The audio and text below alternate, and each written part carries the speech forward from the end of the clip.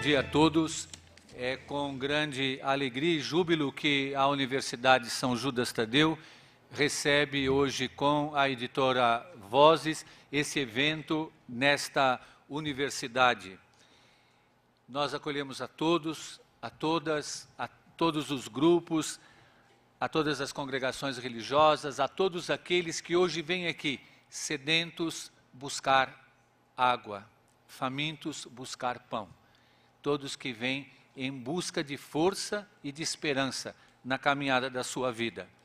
Nós saudamos de maneira muito carinhosa e especial o nosso ilustre convidado, o monge Anselm Grün, agradecendo o privilégio e a oportunidade de tê-lo conosco. Nós vamos ouvi-lo com muito carinho, com muita atenção, e o que nos conforta muito é que Anselm Grün nos ensina a subir uma escada. Mas quando ele fala da escada, ele fala do degrau. E quando ele fala do degrau, ele fala do pé. E quando ele fala do pé, ele fala do coração.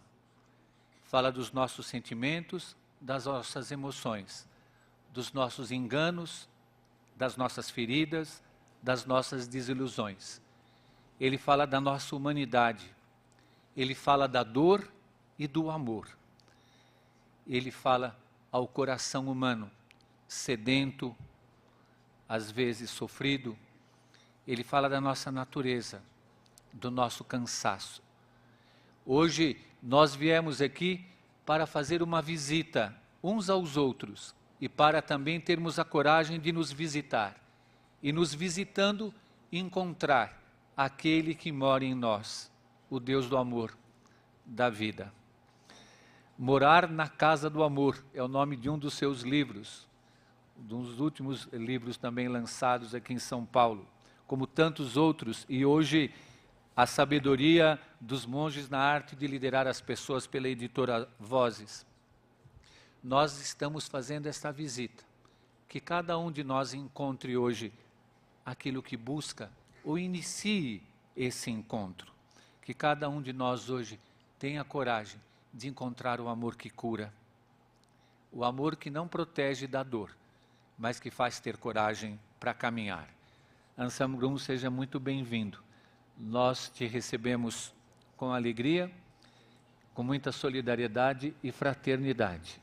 Você é muito familiar para todos nós, faz parte da nossa vida. Povoa os nossos pensamentos, enche os nossos olhos e, como um irmão, nos encoraja no caminho da vida.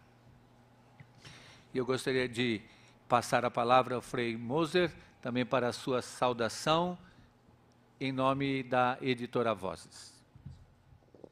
Uma alegria muito grande a presença de cada um de vocês, uma alegria muito grande as pessoas que compõem essa mesa.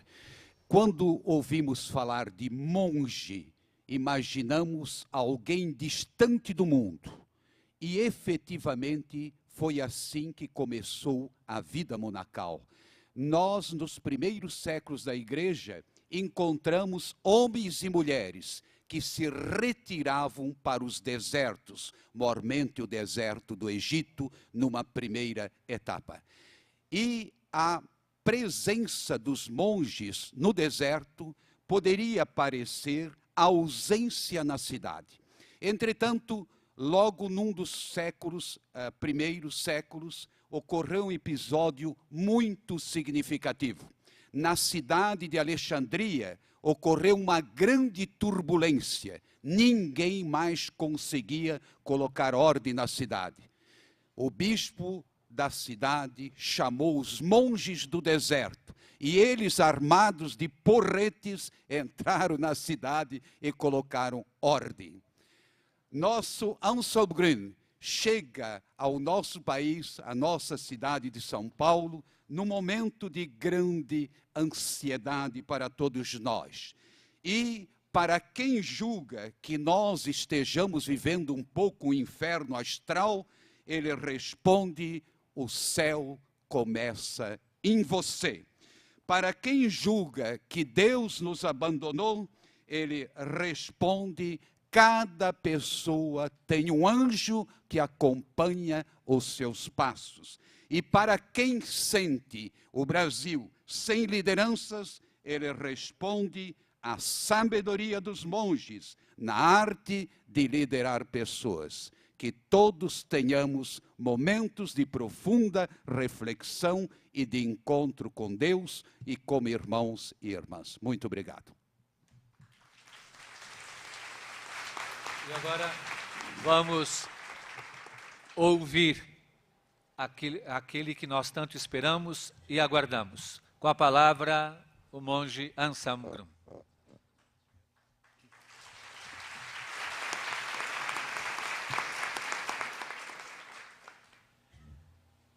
Ja, liebe Schwestern, liebe Brüder, Queridas irmãs e queridos irmãos, ich freue mich, dass ich das erste Mal in Brasilien bin und so eu me viele alegro Menschen muito de estar treffe. aqui no Brasil pela primeira vez.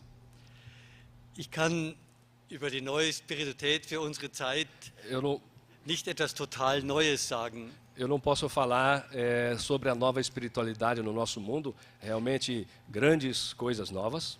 Ich möchte einfach einige Aspekte sagen, die mir persönlich wichtig sind. Eu gostaria, no entanto, de tratar de alguns aspectos que para mim pessoalmente são muito importantes. Und ich komme natürlich aus der Tradition der frühen Mönche. Eu venho da tradição dos antigos monges. Aber vielleicht eine Vorbemerkung.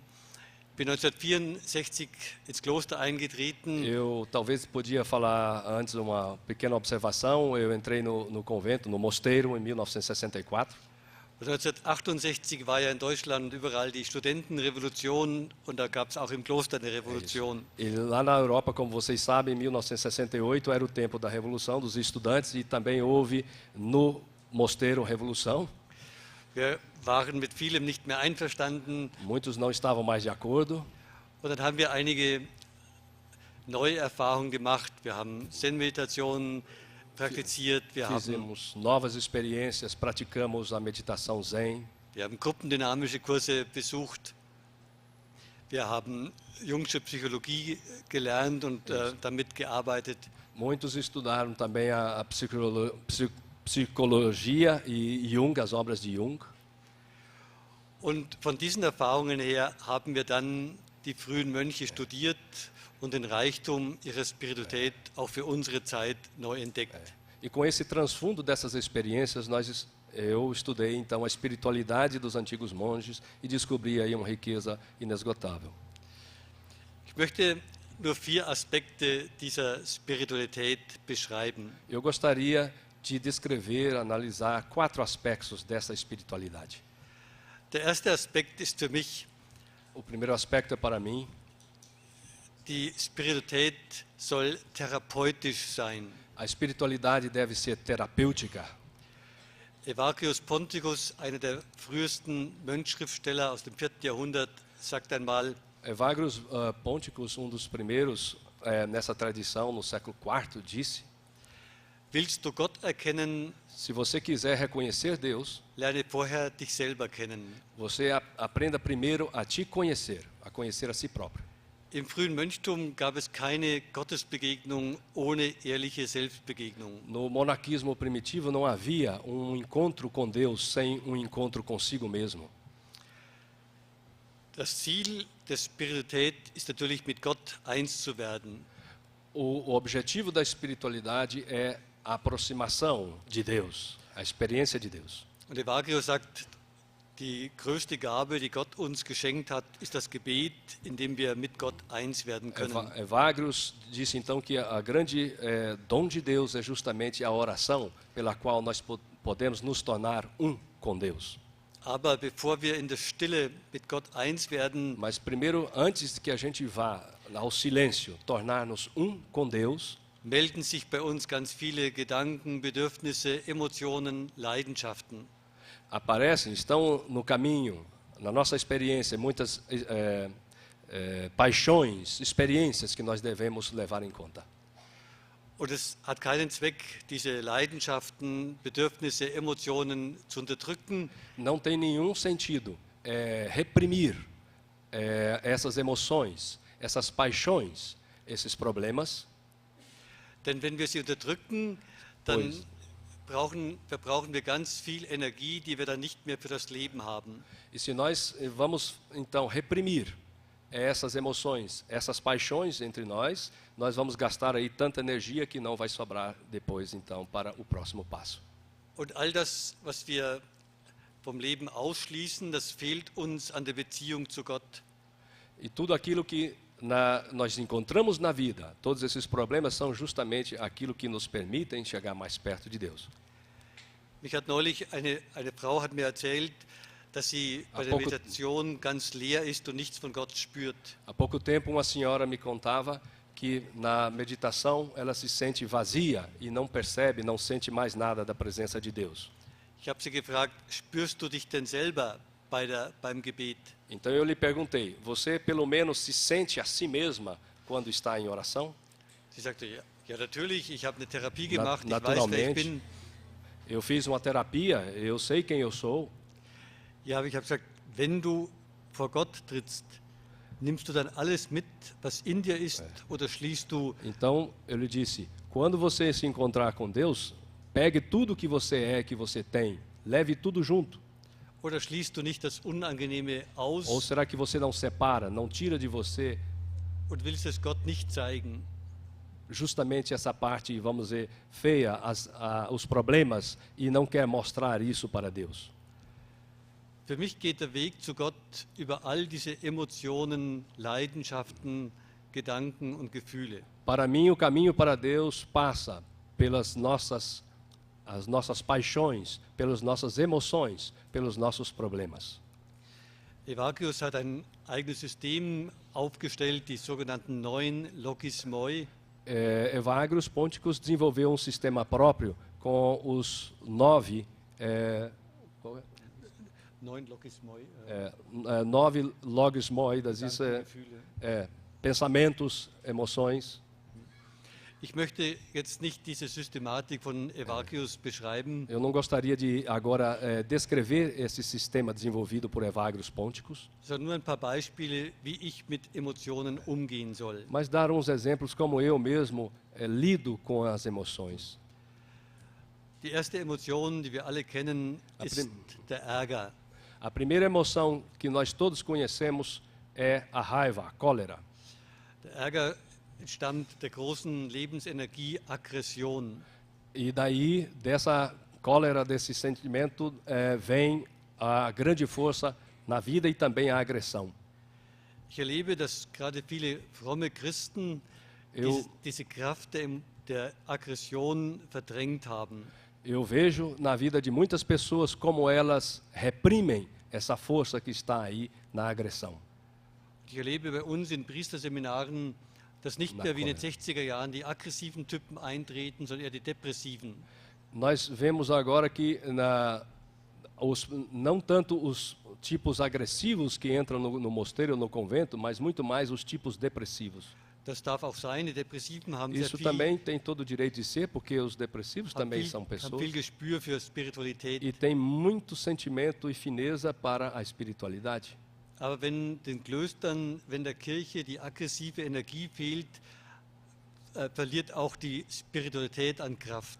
Mas se nós perdemos também a energia que está aí atrás da questão da cólera, nós também perdemos a espiritualidade, perde muito da sua força. Aggression will das Verhältnis von Nähe und Distanz regeln. A agressão quer organizar, comandar a relação entre proximidade e distância. Wenn ich aggressiv bin, ist das immer ein Zeichen, dass der andere meine Grenze überschritten hat. Se eu sou agressivo, é sempre um sinal de que eu já passei dos limites. Die Aggression will sagen, ich muss meine Grenze besser schützen. A agressão quer dizer, agressividade, eu preciso manter os meus limites, eu preciso proteger os meus limites. Von Jesus wird erzählt, dass die Pharisäer angeschaut hat, voll Zorn und voll Trauer. De Jesus é dito que ele olhou para os fariseus com cólera, com raiva e com tristeza. Zorn heißt nicht, dass sie angeschrien hat, Cólera não quer dizer que ele gritou com eles, sondern sagt, du darfst so sein mit deiner Herzenshärte, aber ich tue das, was ich von Gott her als richtig gesehen habe. Você, na sua cólera, Jesus disse, você na sua cólera tem o direito de ser como você é, com o seu tipo agressivo. Eu, no entanto, sou de uma outra posição. Die zweite Bedeutung der Aggression ist, etwas anzupacken, etwas in die Hand zu nehmen. Outro segundo significado de agressão é tomar alguma coisa na mão, é assumir algo com força. Ein Beispiel, ich habe einen Franziskaner begleitet. Exemplo, eu acompanhei um franciscano. Erzählte mir, als Kind war sehr jähzornig. Que ele disse para mim que quando ele era criança ele era muito agressivo, nervoso, colérico. Der Vater hat ihm den Jähzorn herausgeprügelt. O pai dele já tinha diversas vezes batido nele. Dann hat sich total angepasst und ist ganz pflegeleicht geworden. E ele se tornou então completamente adaptado e se tornou maleável, se adaptou. Ist Franziskaner geworden. Se tornou franciscano. Hat die Gewaltlosigkeit sehr propagiert. Levou a sério e propagou a não violência. Aber hat seine ganze aggressive Kraft verdrängt. Mas ele reprimiu totalmente a sua força que vinha da agressão, da agressividade. Mit 40 Jahren war total depressiv und hat keine Kraft mehr gehabt. Com 40 anos ele estava completamente deprimido e não tinha mais nenhuma força. In der Begleitung musste er erst wieder mit seiner Aggression in Berührung kommen, damit er gerne Priester ist und gut Priester sein kann. Onde então durante esse acompanhamento foi se tornando para ele como é bom como assumir isso e ao mesmo tempo a sua própria condição de padre e levar isso para dentro da sua condição de padre. Das zweite Beispiel, die Angst. Segundo exemplo é o medo. Ich erlebe viele Christen, die sagen, als Christ dürfte ich doch keine Angst haben. Eu conheço muitos cristãos que dizem como cristãos nós não devemos ter nenhum medo. Sie bitten dann manchmal Gott oder Jesus, dass er ihnen die Angst nehmen soll. Eles rezam a Deus para que tire deles o medo. Aber sie schauen ihre Angst gar nicht an, sie schauen nicht die Gründe ihrer Angst an. Mas eles nunca olham o seu próprio medo, para o seu próprio medo, e não olham sobretudo para as raízes, para a origem desse medo neles mesmos. Da nützt auch das Gebet nicht, dass Gott mir die Angst nehmen soll. Então não vai adiantar a oração a Deus para que Deus tire de mim o medo. Denn alles, was ich mit Gewalt bekämpfe, das entwickelt eine Gegengewalt. Porque tudo que eu combato com violência vai produzir algo depois também, uma reação violenta.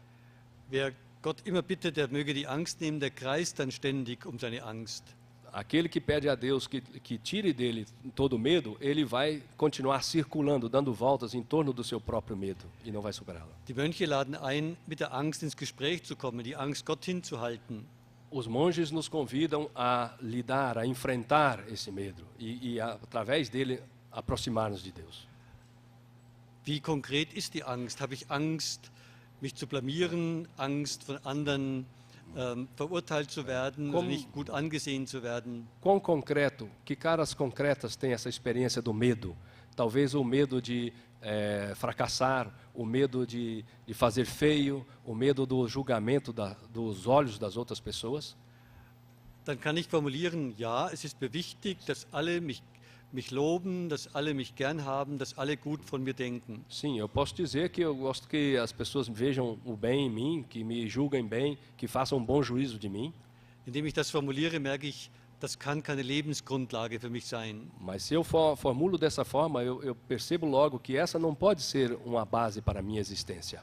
Das ist die Frage, definiere ich mich von den Menschen oder definiere ich mich von Gott her? Então a pergunta é, eu me defino a partir das outras pessoas ou a partir de Deus? Die Angst führt mich dann letztlich in den Grund, dass ich mich von Gott her definiere. Die Angst ist der Weg zu Gott. O medo então me leva se eu enfrento, a me colocar diante de Deus e assumir Deus como o fundamento da existência. E o próprio medo torna-se um caminho possível para Deus. Ich habe eine Frau begleitet, eu acompanhei uma senhora, die hat mit 12 Jahren einen Unfall gehabt, ist mit dem Fahrrad unter einen Lastwagen geraten. Quando ela tinha 12 anos, ela teve um acidente e foi com a bicicleta, foi atropelada por um caminhão. Sie war im Krankenhaus und ist wieder geheilt worden. Ela estava no hospital e sarou. Und als junge Frau hat sie überhaupt keine negativen Folgen mehr gehabt. E não teve nenhuma mais consequência negativa. Sie konnte gut leben und ihren Beruf podia- erfüllen. Viver bem, trabalhar bem. Aber mit 40 Jahren ist auf einmal die Angst wiedergekommen. Sie hat sich nicht getraut, auf die Straße zu gehen. Mas aos 40 anos voltou de novo aquele pavor e ela não tinha mais coragem sequer de botar o pé na rua. Und ich habe sie bei uns, wir haben ein Rekollektiehaus, ein Haus für Priester und Ordensleute, die in Krise geraten sind und die drei Monate bei uns bleiben. Isso. No nosso mosteiro estão às vezes religiosos, padres, e fazem então um período de 3 meses, não é? Justamente para se recuperar. Oder hatte sie auch Angst, überhaupt die einfachen Feldwege zu gehen, wo überhaupt kein Verkehr ist? Ela tinha tanto pavor, tanto medo, que ela não tinha sequer coragem de ir passear no campo ou em qualquer lugar onde tivesse trânsito. Ich habe gefragt, wovor haben Sie Angst? Eu lhe perguntei, do que a senhora tem medo? Sie hatte Angst, sie könnte tot umfallen. Ela tinha medo que ela pudesse cair morta. Es hat keinen Zweck zu sagen, Gott soll mir die Angst nehmen. Ele disse, então não tem nenhum sentido dizer que Deus deve tirar esse medo. Es hat auch keinen Sinn zu sagen, Não tem die Angst sentido. ist irrational, ich brauche keine Angst zu haben. Dizer a ela, você não precisa ter medo, isso é irracional, não é? Sie hat einfach Angst. Ela tem simplesmente medo. Und da ist der geistliche Weg, die therapeutische Spiritualität sagt, Aí diz então uma terapia, uma espiritualidade terapêutica, ja, ich gebe zu, ich habe Todesangst. diria, eu concedo, eu assumo que realmente eu tenho medo da morte. Aber jetzt in diesem Augenblick, wo ich die Angst habe, lebe ich noch. Mas nesse momento em que eu estou sentindo este medo, eu estou vivo. Oder lebe ich ganz bewusst im Bewusstsein, ich könnte jeden Augenblick sterben. E eu vivo então este momento totalmente consciente que eu posso morrer, mas estou vivo e consciente disto. So kann ich viel spiritueller leben, viel bewusster leben. Assim eu posso viver então a minha espiritualidade de uma forma muito mais consciente. Oder ich sage mir, gut, auch wenn ich sterbe, ich falle in Gottes Hände hinein. Ou então, mesmo se eu morro, eu posso dizer, bom, vou morrer, mas então eu caio nas mãos de Deus. Also anstatt die Todesangst loszuwerden, wird Au- sie zum Begleiter zu Gott. Ao invés então de querer neuroticamente livrar-se do medo de morrer, esse medo de morrer pode se tornar um caminho para o encontro com Deus. Ein drittes Beispiel, O terceiro exemplo, die Depression nimmt ja in unserer Gesellschaft immer mehr zu. a depressão se alastra, cresce na nossa sociedade.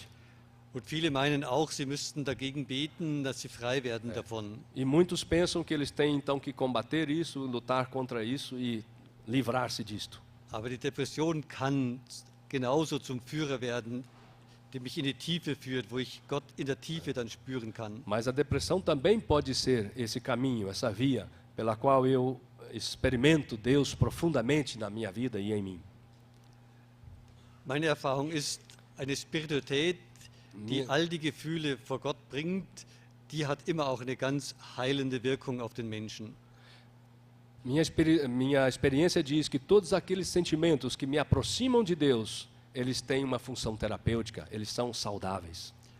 Evagrius Ponticus hat eine wunderbare therapeutische Übung vorgeschlagen. Evagrius Ponticus, então, ele propôs uma maravilhosa espiritualidade terapêutica. Die sogenannte Türhüterübung. Türhüter. Que quer dizer o exercício do porteiro. Jesus sagt im Markus-Evangelium, wenn ein Mann auf Reisen geht, gibt er den Nächten ihre Aufgabe. O Jesus conta histórias no Evangelho de Marcos que um homem viaja e quando ele viaja, os seus servos, deixam as tarefas, digamos, de lado. Und dem Türhüter befiehlt er, wachsam zu sein. E ele ordena ao porteiro, aquele que deve guardar a porta, a sentinela, que permaneça vigilante. Und Evagrius sagt, wir sollen gute Türhüter sein. O Evagrius disse, nós devemos ser assim, vigilantes, como esse sentinela. Die Übung geht so, ich sage, E o exercício de Evagrius Ponticus funciona assim. setzen Sie sich eine halbe Stunde in Ihr Zimmer Sente-se meia hora no seu quarto ohne zu beten, sem rezar, ohne zu meditieren, sem meditar, ohne Bibel zu lesen, sem ler a Bíblia, ohne nachzudenken. sem pensar ou refletir. Ist gar nicht so einfach. Não é nada simples. Aber Mas, indem ich einfach da sitze vor Gott, mas se eu estou lá, sozinho, diante de Deus, kommen Gedanken, die klopfen an die Türe. vêm pensamentos que batem na porta. Und ich frage jeden Gedanken, was willst du mir sagen? Eu digo então aos pensamentos, o que você quer me dizer? Oder ich frage ihn, welche Sehnsucht steckt in dir? Ou então eu pergunto a esses pensamentos, quais saudades, nostalgias se escondem em você? Es gibt natürlich auch Gedanken, die zu mächtig sind, sogenannte Hausbesetzer, die mir das eigene Hausrecht streitig machen. Mas tem também alguns pensamentos que são pensamentos violentos, são como que arrombadores de porta que entram na mente adentro. Solche Gedanken soll ich dann wegschicken? Esses pensamentos eu devo então mandá-los fora passear, né? Aber die anderen Gedanken soll ich befragen, was wollen Sie mir sagen, auf was wollen Sie mich aufmerksam machen? Mas os outros pensamentos eu devo perguntar-lhes, questionar-lhes, o que vocês querem me dizer? Das ist eine sehr interessante und sehr therapeutische Übung. Esse é um exercício muito interessante e muito terapêutico, que faz muito bem. Denn ich komme durch die Emotionen an den inneren Schatz, an meine innerste Mitte, was macht mich wirklich aus? Porque aí eu vou então trabalhar aquilo que me constitui, o meu tesouro mais profundo, aquilo que realmente faz eu ser o que sou. Oder ich kann das Ganze in einem anderen Bild erklären. Eu posso também utilizar uma outra imagem para explicar. Es gibt ein Märchen von den 3 Sprachen. Tem conto de fadas nas 3 línguas. Ein Schweizer Graf schickt seinen Sohn zu einem Meister, dass er was Sinnvolles lernt. Conde suíço envia o seu filho para outro país para que ele aprenda algo. Und er lernt die Sprache der bellenden Hunde. E ele aprende a língua dos cachorros que latem. Ich möchte das Märchen nicht weitererzählen, nur eine Szene. Eu não quero contar esse conto de fadas, eu quero só pegar uma cena. Der junge Mann geht auf Wanderschaft, kommt in eine Burg und möchte übernachten. Esse jovem, então, vai para o mundo, chega num castelo e pede pousada. Aber in dem Turm, das sind wilde, bellende Hunde. Mas logo na torre estão cães selvagens que ladram ferozmente. Aber er hat keine Angst, er kann ja die Sprache der bellenden Hunde. Mas ele não tem medo nenhum dos cachorros, dos cães, porque ele sabe, ele conhece a linguagem, a língua dos cães ladradores. Er redet freundlich mit ihnen. Ele conversa amigavelmente com os cães. Und sie verraten ihm, dass sie nur deswegen so wütend sind, weil sie einen Schatz hüten. Eles contam então para ele, os cães, que eles estão apenas tão raivosos assim, porque eles têm que proteger o tesouro. Schatz ist immer ein Bild für das wahre Selbst, für den innersten Kern des Menschen. Tesouro é uma imagem para o verdadeiro eu, para a verdadeira identidade da pessoa. In unserem Rekollektiehaus ist für mich das ein wichtiges Bild für Therapie geworden. Para mim isso se tornou uma imagem importante na terapia espiritual. Wo einer am meisten Probleme hat, wo die Hunde am lautesten bellen, Onde alguém tem mais problemas, onde os cães ladram mais alto, da liegt auch sein Schatz. aí está o seu dinheiro, aí está o seu tesouro. Genau da könnte er in Berührung kommen mit seinem wahren Selbstbild und nicht mit dem Bild, das er sich selbst von sich gemacht hat. Aí ele pode entrar em contato consigo mesmo e não apenas em contato com imagens que fazem dele ou dela.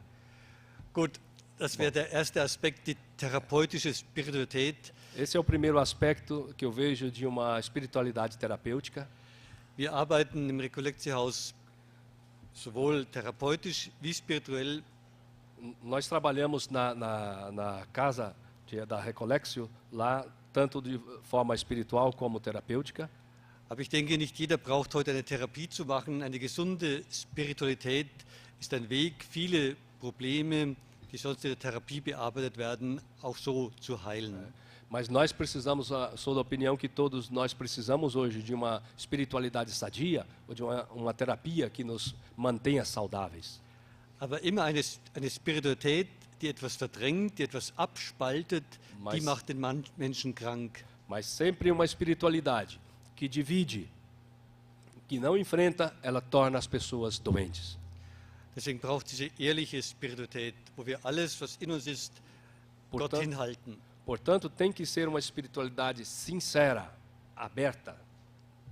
Das gelingt nur, wenn wir aufhören zu bewerten. Isso só se consegue se nós pararmos de valorar, de valorizar. Ich erlebe im Gespräch oft, dass Menschen über sich erzählen und sofort sich bewerten. Das darf doch nicht sein. Als Christ müsste ich doch ganz anders sein. Eu experimento frequentemente pessoas que imediatamente começam a se valorar e que devem dizer, não, isso eu não devia fazer como cristão, eu não devia ser assim, eu não devia fazer isso.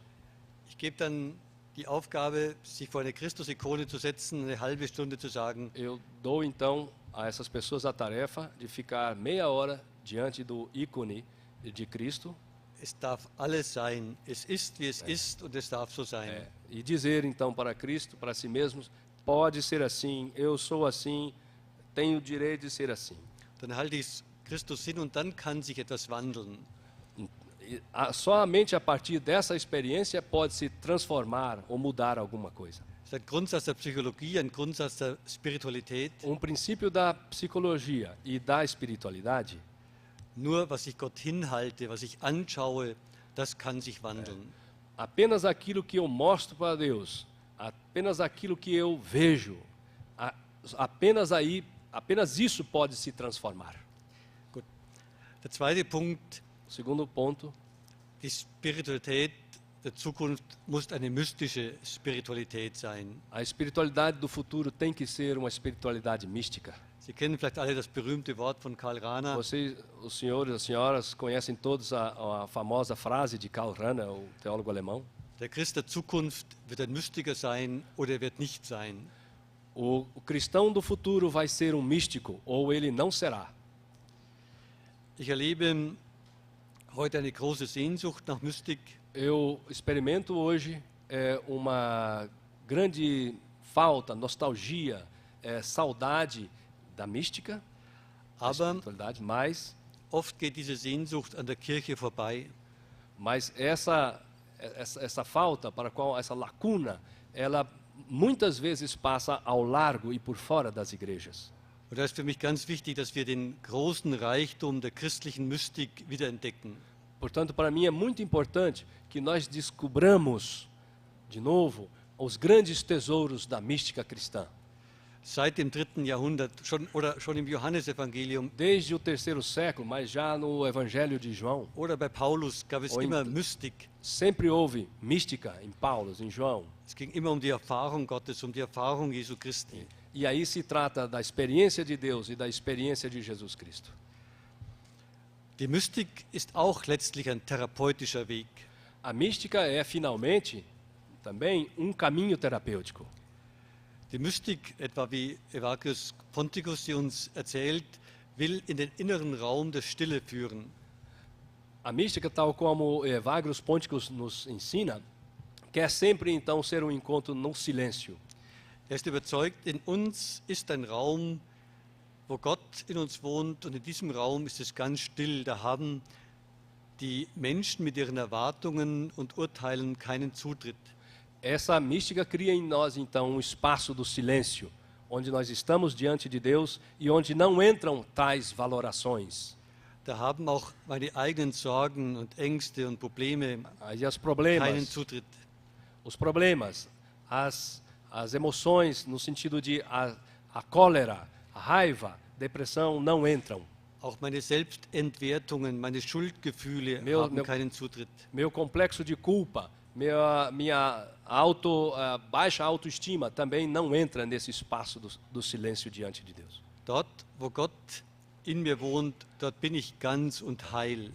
Aí, nesse ponto, onde Deus vive em mim, está em mim, eu sou perfeitamente saudável. Die Kirchenväter nennen diesen Raum im Anschluss an den Hebräerbrief Os padres da igreja chamam esse espaço dentro de cada pessoa das Allerheiligste. o Santíssimo. Für die Griechen ist das Heilige das, was der Welt entzogen ist. Para os gregos, santo, santíssimo, é aquilo que foi tirado do mundo, reservado do mundo, Worüber die Welt keine Macht hat. sobre o qual o mundo não tem nenhum poder. Und die Griechen sind überzeugt, allein das Heilige vermag zu heilen. E os gregos estão convencidos que apenas essa santidade, esse santo, é que é capaz de curar. Und mitten in meinen Krankheiten, mitten in meinen psychischen Problemen Com meus problemas psíquicos, com minhas doenças, gibt es einen Raum, wo ich heil und ganz bin. mas lá tem em mim um espaço onde eu sou completamente saudável, sadio. Wo ich diesen innersten Kern kann die Krankheit und kann auch die Schuld nicht infizieren.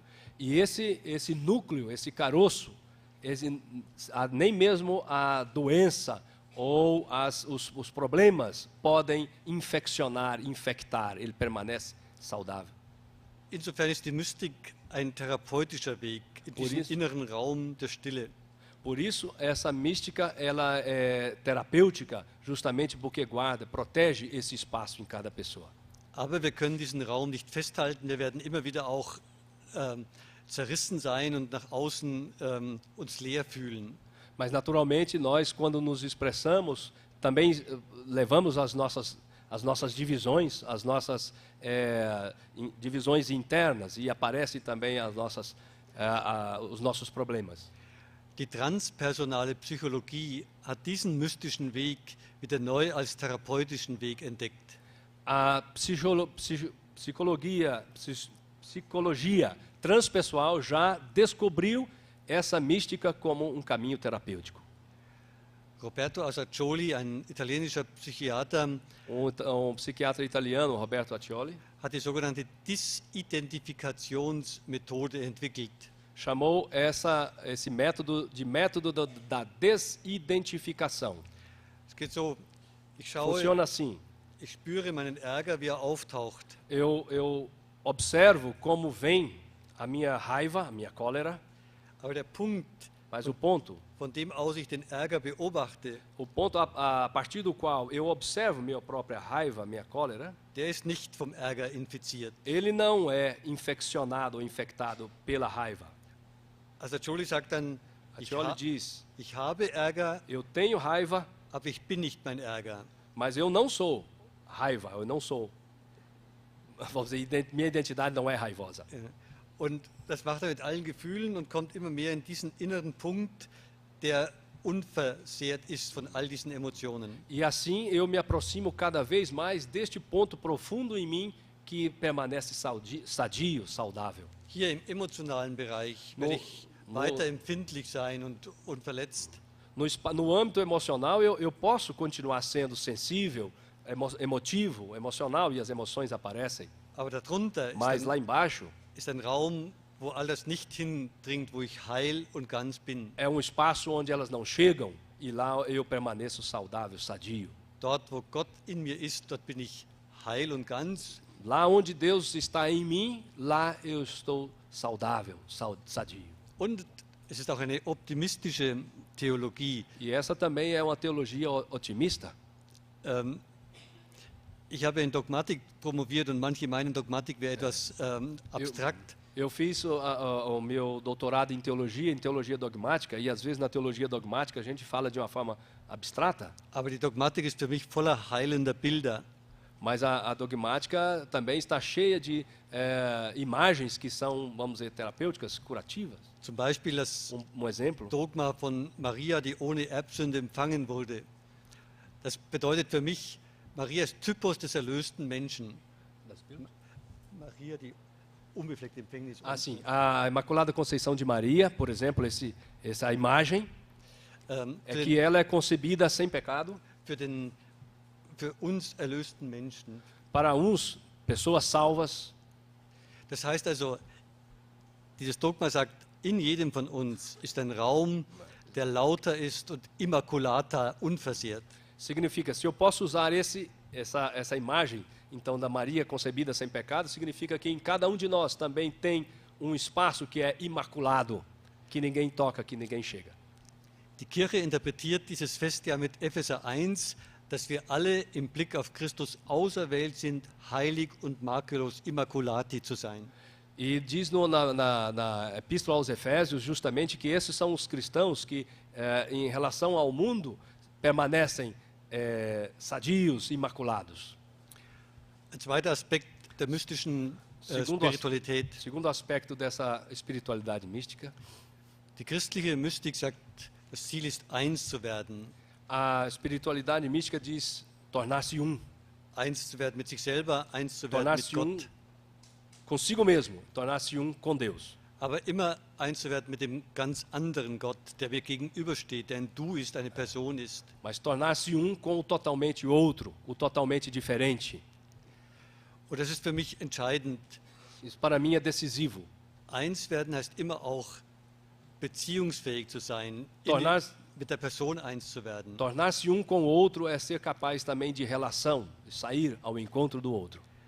Ich habe letztes Jahr einen Kurs für Psychologen gehalten. No ano passado, então, eu dei um curso para psicólogos, eu participei de um curso para psicólogos. Die hatten alle einen Sinn für Spiritualität, für Mystik, für Meditation. Eles têm, então, uma percepção valorativa, boa para a meditação, Aber para a espiritualidade, mas muitos waren von der Kirche weit weg.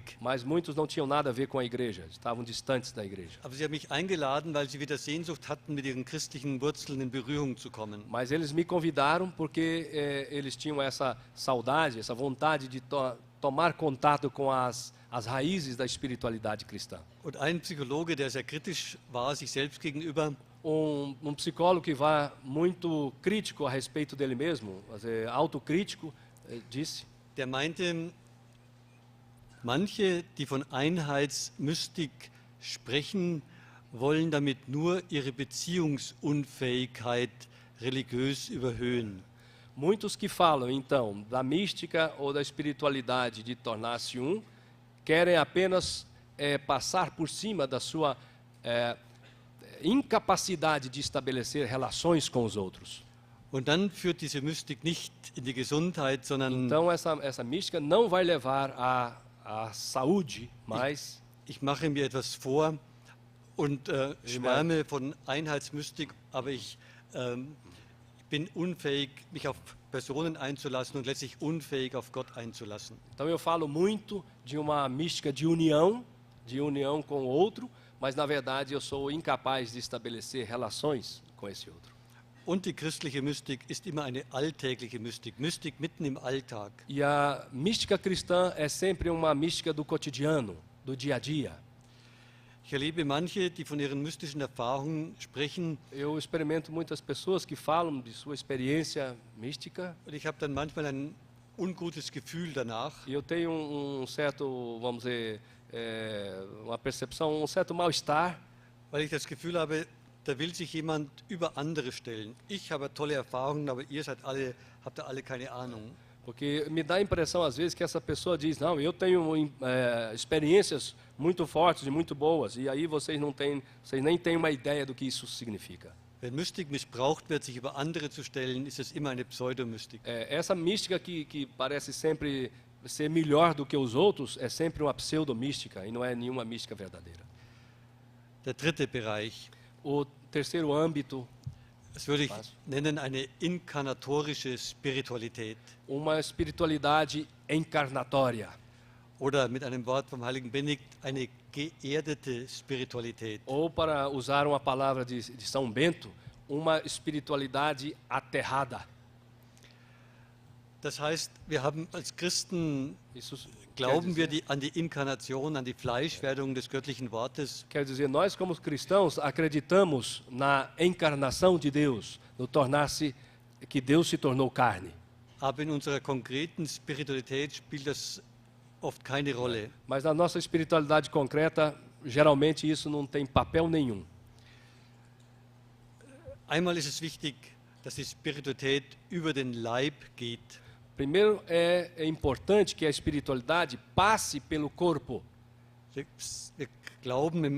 bekennen im Credo, et incarnatus est de Spiritu Sancto. Nós confessamos no credo que se encarnou A força do Espírito Santo se encarnou. Der Geist will also ins Fleisch kommen. O Espírito que vem na carne. Und nur wenn er ins Fleisch kommt, wird er sichtbar, erfahrbar in E unserer apenas Welt. quando entra na carne, ele se torna, portanto, visível, experimentável. Was heißt das für mich konkret? Isso significa para mim concretamente, Es gibt manche, die sagen, ich glaube an Gott, ich vertraue total Gott, aber ihre Schultern sind total hochgezogen. há muitos que dizem, eu acredito em Deus, eu confio em Deus, mas os seus ombros são assim puxados para cima. Das sagt der Leib, das Quer stimmt dizer- nicht, was du sagst. Que o corpo está dizendo, não é verdade aquilo que você está dizendo. Oder Ou ich, então, ich erlebe im Rekollektiehaus lá na nossa casa de retiros, eu faço a experiência muitas vezes. Ordensmänner, Ordensfrauen, Vêm religiosas e religiosos die sehr fromm sind, sehr viel que são muito meditieren, piedosos e meditam bastante, aber ihr Rücken ist wie ein Brett, wie ein Mas hartes as- Brett geworden, as suas costas, a sua coluna se tornou como uma tábua, weil sie all die verdrängten Gefühle im Rücken abgelagert haben. porque todos esses emoções e sentimentos reprimidos estão aí armazenados nas costas. Ein Priester erzählte mir, bei ihm sind all die ungeweinten Tränen im Rücken und haben sich da festgesetzt. Então, um padre diz, por exemplo, todas as lágrimas não choradas estão aí também atrás nas costas. Manche gehen den spirituellen Weg, Muitos vão pelo caminho espiritual, nicht um das Leben zu finden, wie Jesus uns das versprochen hat, não para encontrar a vida que Jesus nos prometeu, mas sondern um am Leben vorbeizugehen, weil sie Angst haben vor dem Leben. para passar ao largo da vida, porque na verdade eles têm medo da vida. Und das drückt sich dann eben im Leib aus. E isso se expressa também no seu corpo. Ein zweiter Aspekt. Um segundo aspecto, Beten war für die frühe Kirche immer mit dem ganzen Leib beten. a oração era para a igreja primitiva sempre uma oração que se expressava corporalmente, com o corpo. Die Gebetsgebärden öffnen nicht nur den Leib, sondern die ganze Seele für Gott. E abria-se não apenas o corpo, mas toda a alma diante de Deus. Ein dritter Weg, Um terceiro caminho, die Gotteserfahrung geht immer über den Leib. a experiência de Deus passa sempre pelo corpo. Der Leib ist der Ort der Gotteserfahrung. O corpo é o lugar do encontro com Deus. Wir erfahren Gott immer mit den Sinnen. Nós experimentamos Deus sempre com os sentidos. Für die Griechen war das Schauen der wichtigste Sinn. Para os gregos, a visão, o olhar era o sentido mais importante. Theos, Gott kommt von Theastai, geschaut werden. Deus, Theos, vem von Theasta, quer dizer ser contemplado, ser olhado. Also ich kann Gott nicht direkt schauen, aber in der Schönheit der Natur, in dem Schauspiel der Liturgie, im Angesicht eines Menschen Eu posso- kann ich Gott schauen. Eu posso ver Deus na beleza da natureza, no rosto de uma outra pessoa, Deus se deixa ver. Das Hören ist ein emotionaler Sinn. A audição, o ouvido, é um sentido emocional. Und Hören ist immer ein personaler Sinn. Ich komme in Beziehung mit jemandem, den ich höre. E a audição é sempre um sentido pessoal. Eu sempre entro em contato, em relação com a pessoa que fala comigo. Wir hören natürlich Gott nicht direkt, aber Eu não ouço Deus diretamente, mas er hat gesprochen zu uns im Wort. Ele falou para nós em palavras. Gott hören im Wort, Gott hören in der Musik. Ouvir Deus na música, ouvir Deus na palavra. Hören ist immer ein transzendenter Sinn, das unhörbare Hören. A audição é sempre um sentido transcendente que procura captar aquilo que não é audível. Schmecken ist ein ganz wichtiger Sinn. O paladar é também um sentido muito importante. Die Frauenmystik des Mittelalters hat eine eigene Theologie der Dulcedo Dei, der Süßigkeit Gottes, entwickelt. A espiritualidade feminina na Idade Média desenvolveu toda uma teologia para Deus como sendo o paladar, o doce, o dulcíssimo, aquele que sente o gosto de Deus. Das war deswegen auch eine eucharistische Mystik, weil Isso im também- Essen und im Trinken von Brot und Wein Essa também é uma mística eucarística, porque na Eucaristia se experimenta, se come, se alimenta de Deus. Ich denke, ein Mitbruder penso. fragt immer bei der Begleitung, Eu penso, confrade sempre pergunta durante esse acompanhamento: entspricht das dem Jesus-Geschmack oder ist das mehr ein bitterer Geschmack, der zwar viele fromme Worte sagt, aber trotzdem bitter schmeckt? mas isso corresponde realmente ao sabor de Jesus, ou esse é um sabor amargo que muito mais corresponde àquilo que as pessoas pensam? Oder einen bitteren Geschmack. Ou isso tem um gosto amargo? Und Jesus hat nicht umsonst gesagt, ich bin der Weinstock, ihr seid die Reben, und er gibt sich im Wein. Jesus não disse em vão: eu sou a videira e vocês são os ramos. Oder ein Mitbruder hat mal gepredigt, Confrade uma vez falou no sermão man könnte ja sich vorstellen, welchen Jesus-Geschmack es geben würde, qual o sabor de Jesus queria ter. wenn Jesus nicht gesagt hätte, ich bin der Weinstock, sondern wenn er Se gesagt Jesus- hätte, ich bin ein magenschonender Kamillentee. Se Jesus não tivesse dito que não é a videira, mas se ele tivesse dito que sou um chá altamente benéfico para o estômago. Für manche Christen wird das vielleicht eher ihrem Geschmack entsprechen, aber Jesus hat bewusst Pode ser que esse seja mais o sabor que alguém associa a Jesus, mas Jesus, ao dizer sou a videira, conscientemente escolheu a imagem de dizer das Wein. que ele é o vinho da palavra. Gott berühren. Tocar Deus, o sentido. Die ganzen Sakramente sind Berührungssakramente. Os sacramentos são todos sacramentos do toque, do contato. Natürlich kann ich nicht Gott direkt berühren, Naturalmente que eu não posso entrar em contato com Deus diretamente, aber wenn ich zärtlich die Natur berühre, mas se eu tocar a natureza com carinho, oder den Altar, den Kelch, da spüre ich etwas von der Umarmung Gottes, dass Gott mich liebt durch die Dinge. se eu tocar as coisas de forma carinhosa, eu de alguma forma também experimento como Deus me ama. Viele sagen, Muitos dizem: Gott kann ich nicht spüren, einen Menschen, die Liebe eines Menschen kann ich spüren. eu não posso tocar Deus e experimentar Deus, mas o amor de uma pessoa eu posso experimentar. Aber durch Berührung, körperliche Berührung allein kann ich noch nicht Liebe spüren. Erst wenn ich an die Liebe glaube. Mas através do contato do corporal, simplesmente eu não posso dizer ainda que eu amo a pessoa. Primeiro é preciso que eu tenha o amor. Und genauso, wenn ich glaube, dass Gott mich berührt in der Schönheit der Schöpfung, Da mesma im forma, Wind, in der Sonne, dann kann ich seine Liebe spüren. da mesma forma eu posso experimentar o amor de Deus se eu acredito que Deus me toca através do vento, através da natureza, através da brisa. Das ist eine kleine Geschichte. Es gibt eine schöne rabbinische Geschichte. É uma pequena história, uma história de rabinos. Da heißt es von einem Rabbi, Havia um rabi, zu rabino. dem ging man nicht, um seine Lehre zu hören, Para ele, as pessoas não o procuravam para ouvir a sua doutrina, os seus ensinamentos, sondern nur zuzuschauen, wie er sich die Schuhe schnürt. mas apenas para observar e olhar como ele amarrava os cadarços do sapato. Darin hat man gesehen, dass es ein geistlicher Mensch war. E nisso as pessoas observavam que se tratava de um homem espiritual. Also die Frage, ist unser Leib der Ort der Gotteserfahrung? Quer dizer, o corpo é o lugar do encontro e da experiência de Deus. Ein letzter Punkt zum Leib. Último ponto a respeito do corpo, da corporeidade. Wir wissen alle, wie wichtig es ist, sich selbst anzunehmen. Jesus sagt, ich soll den Nächsten lieben wie mich selbst. Nós todos sabemos como é importante assumir-nos a nós mesmos. Jesus mesmo diz: ame ao outro como você se ama a si mesmo.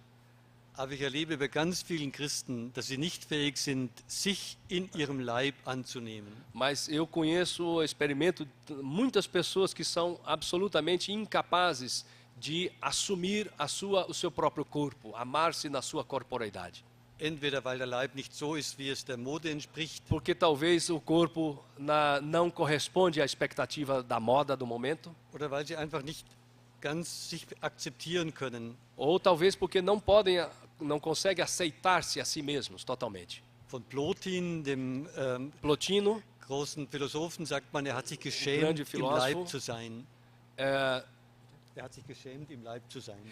Plotino diz, por exemplo, que se envergonhava de estar na carne, de estar no corpo.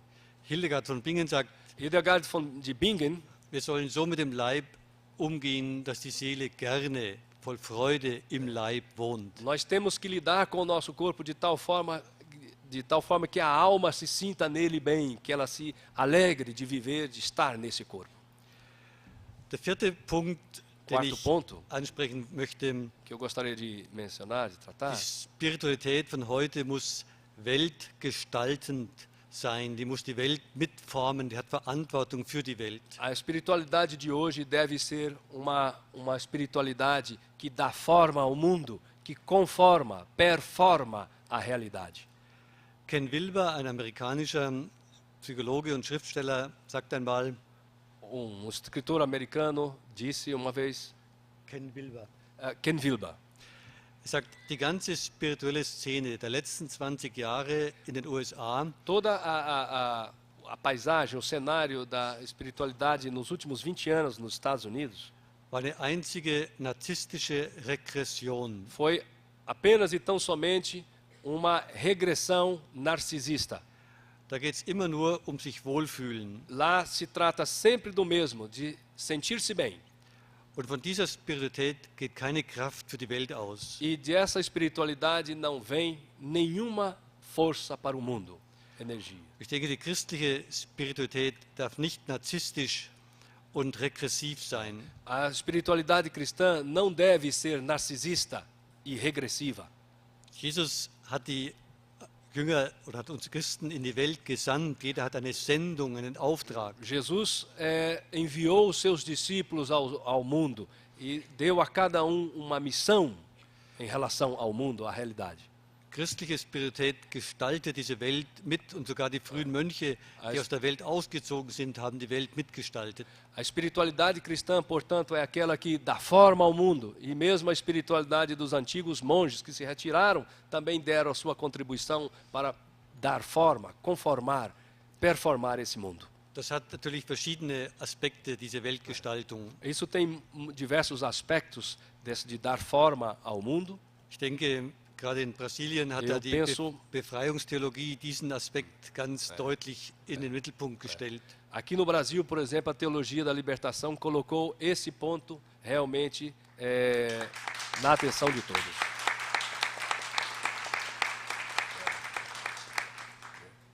Und wir müssen diesen politischen Aspekt der Spiritualität immer mit berücksichtigen. Auch die Spiritualität muss sich einmischen in die Welt und in die Politik.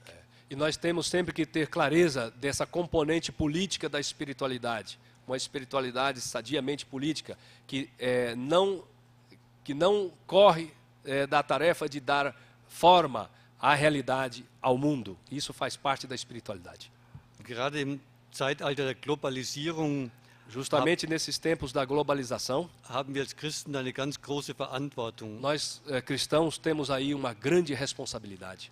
Denn wenn diese Globalisierung nur durch die Macht des Stärkeren Se nós geprägt wird, Se nós formos apenas fortalecer esse processo de globalização através do poder, das instâncias do poder, dann wird sie zum Unglück für die ganze Welt werden. ela vai trazer sofrimento, ela vai trazer fracasso para as pessoas.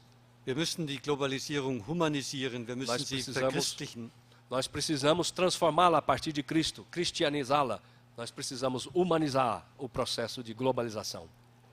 Ich erlebe heute durchaus viele Menschen, die in der Wirtschaft tätig sind, Eu lido muito com pessoas atualmente que estão engajadas na economia, no âmbito econômico, dass sie spüren, die reine Gewinnmaximierung, das reine Schielen nur auf Erfolg und Geld, das führt nicht weiter. e eles próprios experimentam que essa tônica, essa ênfase na acumulação do lucro, no dinheiro, no sucesso a qualquer custo, não vai trazer felicidade, não vai trazer resultado. Die Firmen brauchen wieder Werte. Werte Nós- machen das Leben wertvoll. Nós precisamos de novo, eles percebem, valores, pois são os valores que dão valor à vida.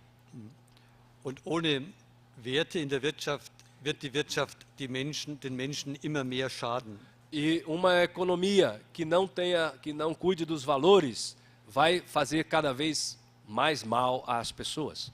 Die Kultur in einer Firma wird auch die Kultur der Gesellschaft gestalten. Uma cultura numa empresa também vai depois dar forma à cultura da sociedade. Je rauer und gewaltsamer das Klima in den Firmen ist, desto rauer wird das Klima in der Gesellschaft. Quanto mais áspero e duro e grosseiro foram as relações dentro de uma determinada empresa, isso também vai passar para o restante da sociedade.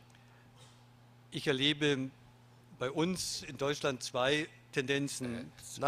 Das eine, wo es immer rauer wird. Na Alemanha, eu, por exemplo, vivencio hoje duas tendências. Uma, por exemplo, que vai ser sempre mais áspero, mais duro, Und die andere, wo viele mais agressivo. spüren, dass sie einen christlichen Weg gehen müssen, dass sie die Werte wieder entdecken müssen. E outra tendência que se mostra também que muitos percebem que precisam então humanizar esses processos, que precisam trazer aí valores cristãos para este mundo. Und es freut mich, dass diese viele Firmen mich oder andere Priester, also gerade die Kirche, wieder fragen nach Hilfe, damit wir die Werte im wirtschaftlichen Bereich auch erleben können. Eu me alegro de ser convidado por essas pessoas para, de novo, tentar trazer esses valores cristãos para o âmbito da economia e dessas firmas ou empresas, para que aí então não se percam esses valores. Aber mir selber ist auch wichtig, dass ich nicht besserwisserisch, Mas para mim mesmo é muito importante dass ich nicht besserwisserisch den Firmen sage, genau was sie machen sollen. Que eu não me coloque lá diante dessas empresas numa posição de orgulho de dizer para eles, vocês têm que fazer desse jeito ou desse jeito. Sondern dass ich erstmal hineinhöre, Mas primeiro eu gosto de ouvir. versuche auch die Gesetze der Ökonomie zu verstehen. Eu tento entender as leis da economia. Nur dann kann ich sie vermenschlichen und verchristlichen. E apenas então eu posso humanizá-las e cristianizá-las. Gut, das waren Bom, 4 Aspekte. isso foram os 4 aspectos. Es gäbe über jeden Aspekt noch viel mehr zu Eu sagen. poderia falar ainda, e haveria muito mais o que falar sobre cada um desses 4 aspectos. Vielleicht noch einen letzten zu dieser Weltgestaltung. Talvez uma última observação sobre esse pensamento dar forma ao mundo. Viele sagen ja, ich habe da keinen Einfluss, das machen die Mächtigen, die Politiker. Muitos dizem, eu não tenho poder nenhum, não tenho forma de exercer influência, isso são os poderosos que fazem. Von mir hängt es nicht ab, wie die Welt wird. Não depende de mim o destino do mundo. Und das ist für mich wichtig. Jeder Mensch Para mim é importante. Jeder Mensch gräbt mit seinem Leben eine Spur ein in diese Welt, die nur durch ihn eingegraben wird. Cada de nós dá uma marca, uma pegada, traço neste mundo. Cada de nós deixa aí a sua marca e cada de nós faz a sua.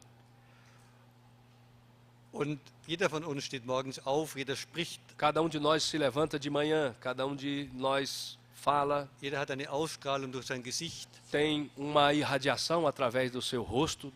Und das prägt die Welt. E isso marca o mundo. Mir hat eine Frau gesagt, was soll ich denn für eine Spur eingraben? Ich bin depressiv, ich muss schauen, dass ich überhaupt mit mir zurechtkomme. Por exemplo, uma mulher diz, como é que eu vou deixar a minha marca no mundo? Eu sou depressiva, eu tenho primeiro que acertar-me comigo mesma. Como ainda vou cuidar de fora? Du brauchst keine fröhliche Spur eingraben in diese Welt, das erwartet niemand von dir. Eu digo, você não precisa deixar uma marca simplesmente alegre, ninguém está esperando isso de você, que deixa uma marca festiva. Aber wenn du dich aussöhnst mit deiner Depression, mas se você se reconciliar com a sua própria depressão, dann gräbst du doch eine Spur ein. Mas então você vai deixar uma marca, vai deixar uma pegada, traço. Von dir wird Friede ausgehen, wird Tiefe ausgehen. Die Welt ist nicht so oberflächlich, es gibt ein tieferes Geheimnis. De você vai irradiar então a paz. Você vai irradiar mistério mais profundo.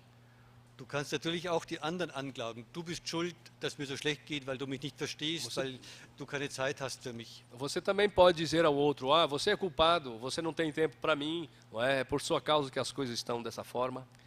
Dann gräbst du eine Spur der Unzufriedenheit und Bitterkeit in diese Welt ein. Então vai deixar uma marca neste mundo, justamente da amargura, vamos dizer, da tristeza, da cobrança. Nicht jeder muss die ganze Welt verändern. Nicht jeder hat, Nem todo mundo tem que mudar o mundo, nem todo consegue mudar o mundo. nicht jeder hat die Sendung, ein großes Projekt in die Welt zu setzen. Não são todas as pessoas que têm um grande projeto de transformação do mundo ou recebem a missão de transformar o mundo.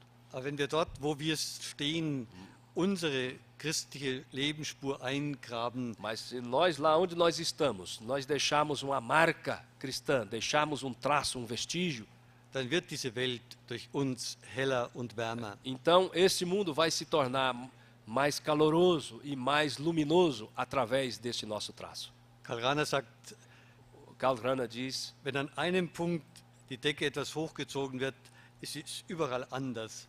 se você puxar a coberta num único ponto, então ela vai mudar a sua forma em todos os outros pontos. Die frühen Mönche sagen, Os antigos monges diziam, wenn in meinem Herzen ein Stück Dunkelheit weicht und vom Licht Christi abgelöst wird, se eu, num cantinho escuro do meu coração, deixar entrar a luz de Cristo e tornar esse cantinho um pouquinho mais claro, dann wird durch mich diese Welt auch ein Stück heller und wärmer. então, através de mim, esse mundo vai se tornar um pouco mais caloroso e mais luminoso.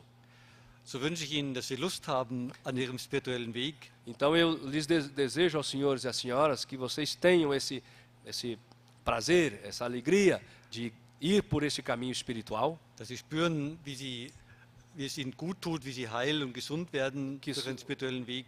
que vocês possam experimentar como esse caminho espiritual lhes faz bem, se sentem bem através disso, Dass Sie immer wieder auch Gott erfahren können als Die Woche- den, der Sie wirklich im tiefsten heilt und Ihnen die Einheit schenkt mit sich selbst. que através desse caminho possam então entrar em contato com Deus e fazer essa experiência da unidade com Deus, de ser um com Deus. Und ich wünsche Ihnen eine Spiritualität, Eu lhes desejo uma dass espiritualidade Sie gern in Ihrem Leib wohnen, que vocês, os senhores e as senhoras, estejam bem nos seus próprios corpos. oder eine Spiritualität voller Kraft, die diese Welt mitgestaltet, Uma espiritualidade que, com energia e força, também mude, performe o mundo. wo wir nicht zurückweichen von der äußeren Macht, sondern der Macht der Liebe und der Macht des Glaubens trauen, die stärker ist als alle äußere Macht. Que nós não cedamos espaço ao poder, mas que nós confiemos na força do amor, sabendo, estando completamente convencidos que esse poder do amor e da espiritualidade é muito mais forte do que qualquer outra força humana. Ich danke Ihnen. Obrigado.